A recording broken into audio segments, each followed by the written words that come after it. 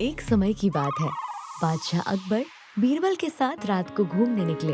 कुछ दूर जाने के बाद बादशाह अकबर ठिठुरने लगे। ये देख बीरबल ने उनसे पूछा, क्या हुआ बादशाह, आप ठिठुर क्यों रहे हैं? ठंड से बीरबल, इस साल कुछ ज्यादा ही ठंड है। ठंड तो हर साल ही रहती है महाराज, पर महल के अंदर आपको पता नहीं चलता। एक बार अपनी प्रजा से पूछकर देखिए, असली ठंड का सामना तो वो करते हैं, हम नहीं। वो इस ठंड का सामना कैसे करते हैं बीरबल? उन्हें तो अब आदत हो गई है महाराज, सर्दी हो या गर्मी या बरसात हो, वो सब हंसते हुए सभी मौसम का सामना कर लेते हैं। अगर ऐसी बात है तो मैं भी ये देखना चाहता हूँ कि वो इतनी सर्दी का सामना हंसते हुए कैसे कर लेते हैं।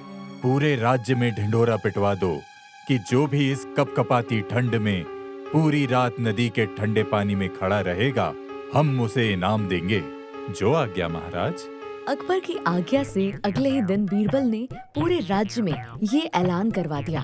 सुनो सुनो सुनो, बादशाह का ऐलान सुनो। जो भी इस ठंड में नदी के ठंडे पानी में रात भर खड़ा रहेगा, बादशाह उसे बहुत सारा इनाम देंगे। सुनो सुनो सुनो। सबने बादशाह का ऐलान सुना, पर ठंड इतनी ज्यादा थी कि किसी की ये हिम्मत नहीं हुई कि वो ये चुनौती स्वीकार कर सके। पर जब राज्य के गरीब धोबी ने ये बात सुनी तो उसने तय किया कि वो ये चुनौती स्वीकार करेगा।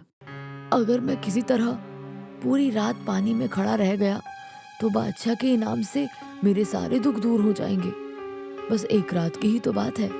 धोबी को ये यकीन था कि वो बादशाह अकबर की इस चुनौती को पूरा कर सकता है, इसलिए वो बिना देर किए बीरबल के पास पहुंच गया। तो तुम इस चुनौती को स्वीकार करते हो? हाँ बिल्कुल। सोच लो, एक बार चुनौती स्वीकार कर ली तो पीछे नहीं हट सकते। मुझे मंजूर है, मैं तैयार हूँ। ठीक है, तो आज रात ही तुम्हारी परीक्षा होगी। रात को नदी आ जाना। जो आज्ञा जी।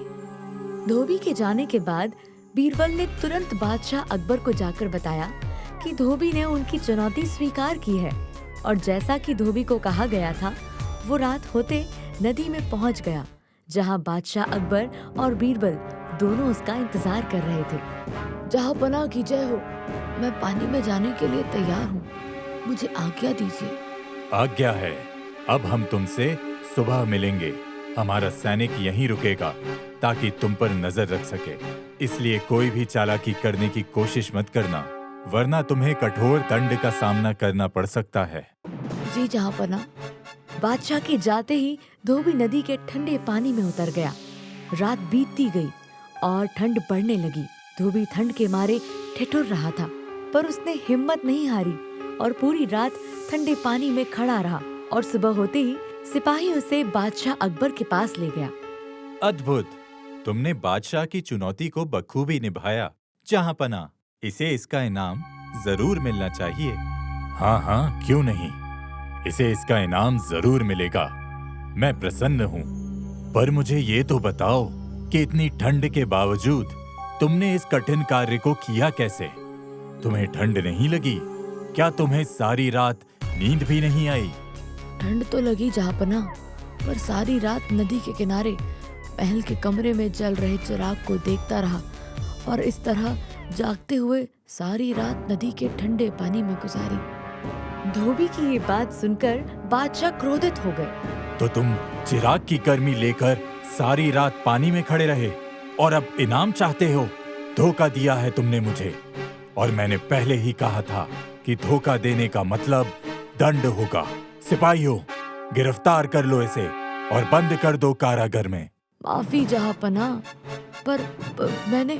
धोबी गिड़गिड़ाता रहा, पर बादशाह ने उसकी एक न सुनी और सिपाहियों ने उसे कारागार में बंद कर दिया। बीरबल चुपचाप ये सब देखता रहा, क्योंकि उसे पता था कि धोबी के साथ ये गलत हो रहा था।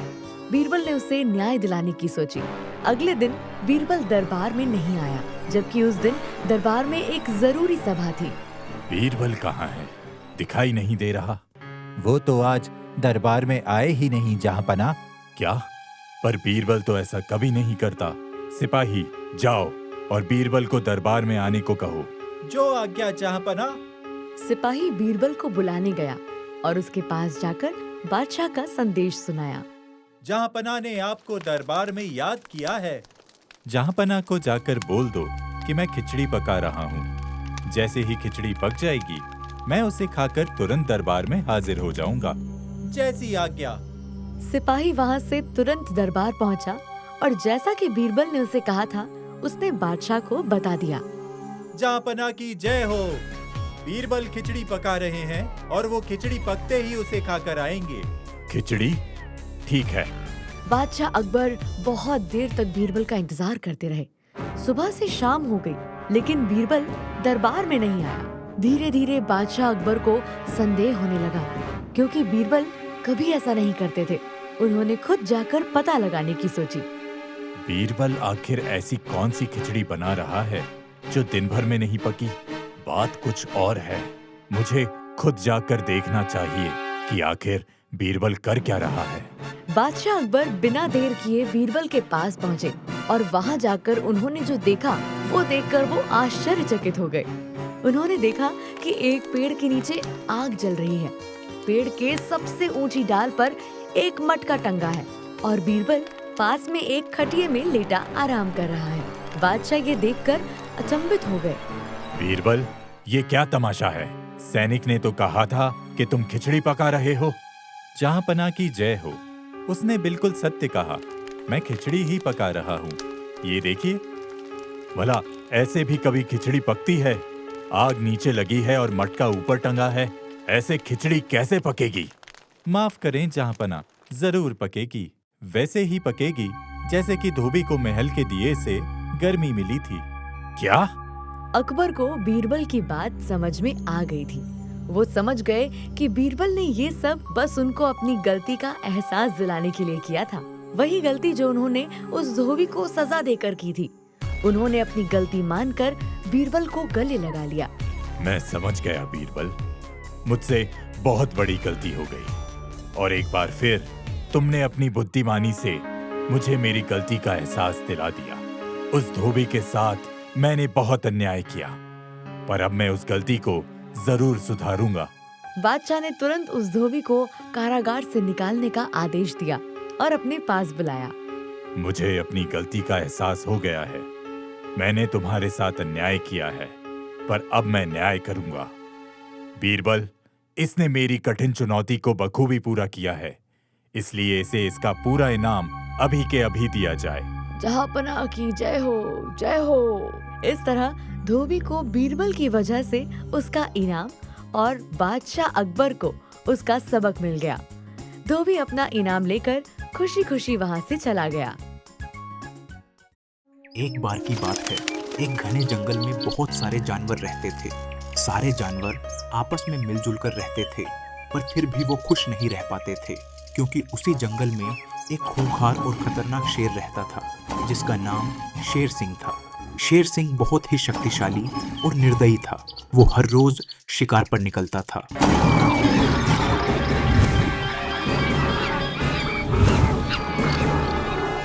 और जितने भी जानवर उसके सामने आते, उन्हें खा जाता था। शेर सिंह के शिकार की वजह से धीरे धीरे जंगल में जानवरों की संख्या कम होने लगी।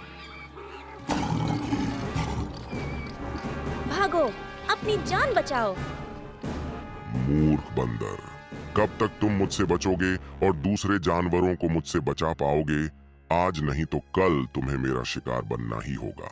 शेर सिंह के आतंक ने पूरे जंगल के जानवरों को डरा कर रखा था। उसके आतंक को देखकर एक दिन सारे जानवरों ने आपस में एक फैसला किया, ताकि इस समस्या का कोई हल निकाला जा सके। शेर सिंह ने तो कुछ ज्यादा ही आतंक मचा रखा है। हाँ, अगर ऐसा ही चलता रहा तो कुछ ही दिनों में जंगल में एक भी जानवर नहीं बचेंगे। पर हम कर भी क्या सकते हैं? आखिर वो इतना शक्तिशाली और तेज है कि कोई उसका कुछ नहीं बिगाड़ सकता। हाँ, पर मेरे पास एक योजना है, जिससे हमें शेर सिंह से बचने का तरीका सोचने के लिए कुछ समय तो मिल ही जाएगा। क्या है वो योजना? हमें भी बताओ। हम सबको मिलकर शेर सिंह के पास जाना चाहिए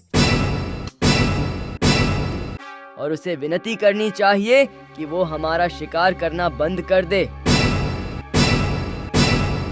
हम रोज खुद उसके लिए भोजन का प्रबंध किया करेंगे। सियार की योजना सुनकर सब जानवर एक साथ शेर सिंह के पास गए। क्या बात है, आज सारे जानवर खुद मेरे पास मेरा शिकार बनने आ गए। लगता है आज पूरे महीने के भोजन का इंतजाम हो जाएगा। शेर सिंह की जय हो। हम सब यहाँ आपका शिकार बनने नहीं आए हैं। वो तो आप जैसा शक्तिशाली शेर जब चाहे हमारा शिकार कर सकता है। क्या? फिर क्यों आए हो यहाँ? हम सब यहाँ एक विनती लेकर आए हैं। विनती? कैसी विनती? आप हमारा शिकार इतनी ज्यादा संख्या में करते हैं कि जंगल के जानवर तेजी से खत्म हो रहे हैं। अगर ऐसा ही चलता रहा तो जल्दी ही इस जंगल में कोई जानवर नहीं बचेगा आपके सिवा। फिर आप शिकार किसका करेंगे? बात तो सही है। तो तुम क्या चाहते हो? मैं भूखा रहूं, घास फूस खाना शुरू कर दूं? नहीं नहीं, हम ऐसा बिल्कुल नहीं चाहते। हम तो बस इतना चाहते हैं कि आप खुद शिकार करना बंद कर देना। आप आराम से अपनी गुफा में रहें और हम वादा करते हैं कि हम में से रोज एक जानवर खुद आपके पास आपका भोजन बनकर आ जाएगा।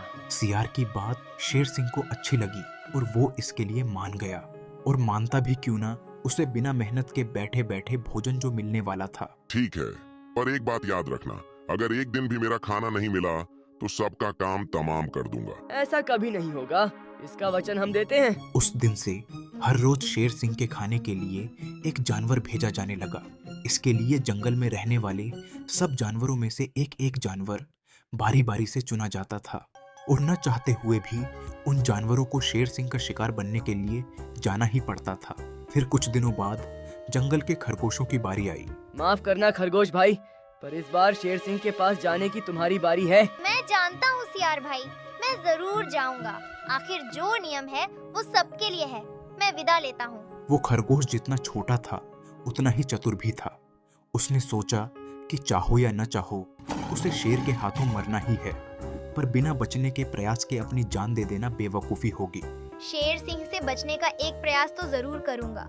कुछ सोचना पड़ेगा जिससे मेरी जान भी बच जाए और जंगल के बाकी जानवरों को भी शेर सिंह के आतंक से हमेशा के लिए छुटकारा मिल जाए।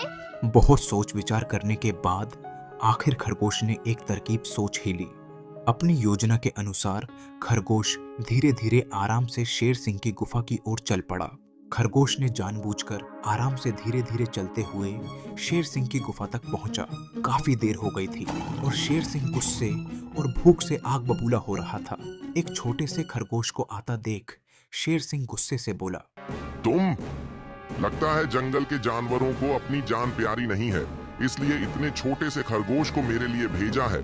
तुम्हें खाकर तो मेरा पेट कभी नहीं भरेगा, ऊपर से तुम इतनी देर से आए हो। तुम्हें खा के तो मैं सब जानवरों को खा जाऊंगा। शेर सिंह का गुस्सा देखकर खरगोश डर गया और डरते डरते उसके सामने झुककर विनम्रता से बोला, शेर सिंह की जय हो। मुझे माफ कर दीजिए महाराज। पहले मेरी पूरी बात सुन लीजिए, फिर जो सजा हो दे देना। जिसको खाना हो खा लेना। ठीक है, ठीक है, बोलो जो बोलना है, पर जल्दी। भूख से मेरा हाल बेहाल है, मैं ज्यादा देर नहीं रुक सकता। महाराज, हमें पता था कि आपका पेट एक छोटे से खरगोश को खाकर कभी नहीं भरेगा, इसलिए उन्होंने 6 खरगोश भेजे थे। लेकिन रास्ते में हमें एक और शेर मिल गया। वो बहुत खतरनाक था, आपसे खतरनाक और शक्तिशाली, और उसने 5 खरगोशों को मार कर खा लिया। खरगोश की बात सुनकर शेर सिंह को बहुत गुस्सा आया कि उससे भी शक्तिशाली शेर जंगल में कोई कैसे हो सकता है। क्या कहा? दूसरा शेर, वो भी मेरे जंगल में? ऐसा नहीं हो सकता। कहीं तुम बचने के लिए झूठ तो नहीं बोल रहे? नहीं महाराज, मेरी इतनी हिम्मत कहाँ कि आपसे झूठ बोलूं। आप कहें तो मैं आपको वहाँ ले जा सकता हूँ, आप जाकर खुद ही देख लेना। ठीक है, बताओ कहाँ है वो, पर अगर तुम्हारी बात झूठ निकली तो अंजाम बहुत बुरा होगा। मुझे पता है महाराज, वो भयानक शेर जमीन के अंदर बने एक गुफा में रहता है। बहुत ही बड़ा शेर है।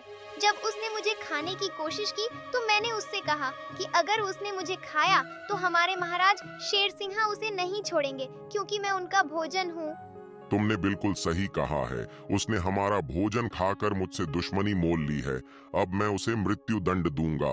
बहुत अच्छा महाराज, उसे तो मौत की ही सजा मिलनी चाहिए। मैं बहुत छोटा और कमजोर हूँ, वरना मैं ही उसे मार डालता, पर अब आप उसे नहीं छोड़ना।